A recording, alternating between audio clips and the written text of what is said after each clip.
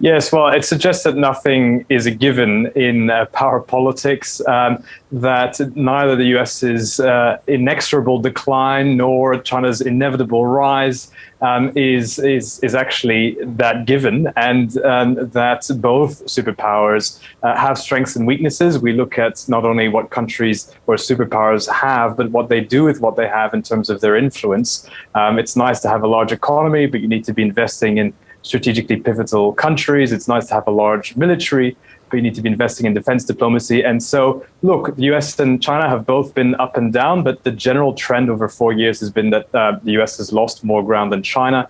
And this is really a bit of an abrupt turn of fortunes in 2021 between the US and China. And it's as a consequence both of political factors, the rise of the Biden administration, increasing problems for Xi Jinping at home and abroad, as well as structural factors in the quality of the US's economic recovery versus increasing headwinds in China. Yeah. Many countries in the region, though, most countries in the region have been impacted, particularly by COVID. What has the biggest flow-on effect been?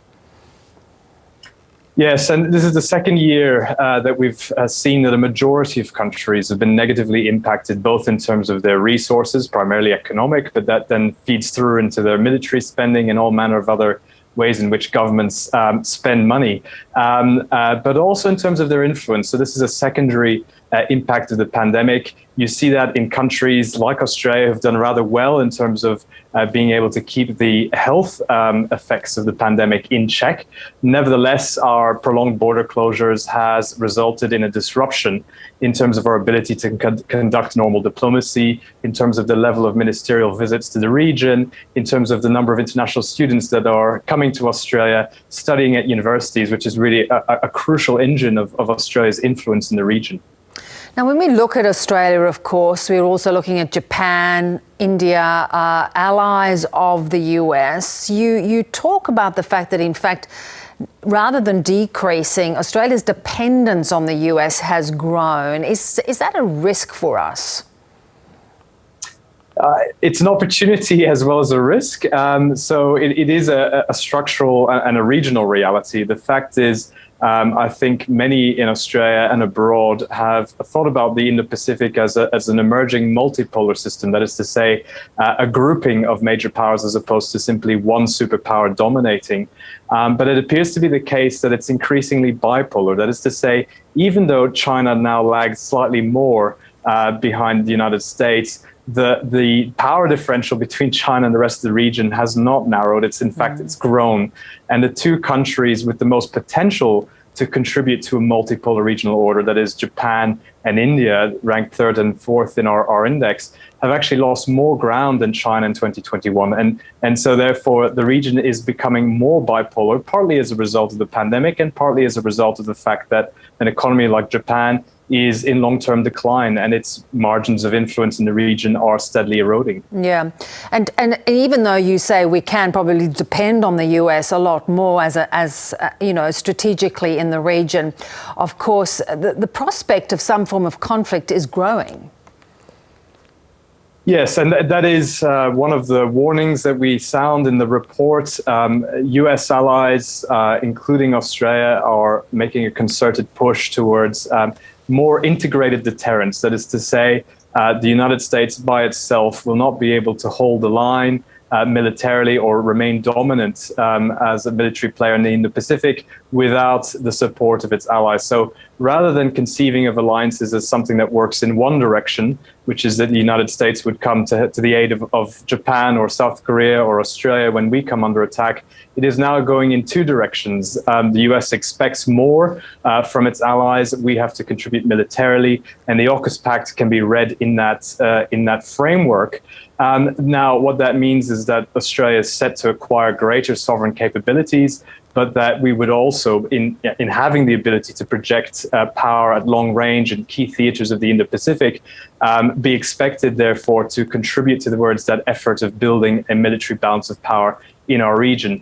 What we don't know, and it's really an open question, as to whether an arms race generally in our region will contribute to stability and deterrence, or makes war more likely. And there is a lack of safeguards really in place between the United States and China in a way that once existed in the old Cold War between the Soviet Union and the United States, certainly in Europe. That's what kept the Cold War cold. We don't know what will happen. All we know is that there's a real depth of hostilities in our region. There's the breadth of US-China competition, and then there are multiple possible or potential flashpoints. And all of that raises the risks that we will see conflict if we don't, particularly the US and China, walk and chew gum at the same time. That is to say, compete and find ways of cooperating. Yes. Interestingly enough, you talk about how COVID has impacted the standings of most nations in the region, but vaccine diplomacy is one area where they can play a role to try and gain a kind of upper hand. And I guess crucial to the resolution of this pandemic is going to be broader vaccination. Yes, absolutely. And that is a humanitarian imperative, but it also acquires geopolitical meaning in this day and age, in this very contested region of ours. What we've seen is that the United States in particular has stepped up, has made vaccine diplomacy a cornerstone of its regional engagement. And that's quite a contrast from earlier in 2021. You might recall that the story then was about vaccine nationalism as the US was going through its own domestic health crisis. But by October this year, the US had donated and delivered 90 million doses of vaccines, COVID-19 vaccines to our region, about twice as many as China. And the Quad countries together, so Japan, Australia and India, as well as the United States, delivered about 3 times as many as China. Now, it also seems as if China's soft power push in this regard has encountered certain headwinds. For one, a lot of the vaccines it has made available, actually it's made available on a commercial basis, and that has not reaped as much goodwill in recipient countries as donations have. The other issue, of course, being that the efficacy of a lot of the Chinese vaccines don't appear to be as high as leading alternatives. Of course, if you're a poor country, you'll take whatever you can get.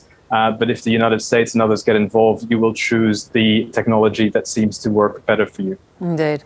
Have really interesting findings and really great food for thought. Thanks for joining us. Thank you.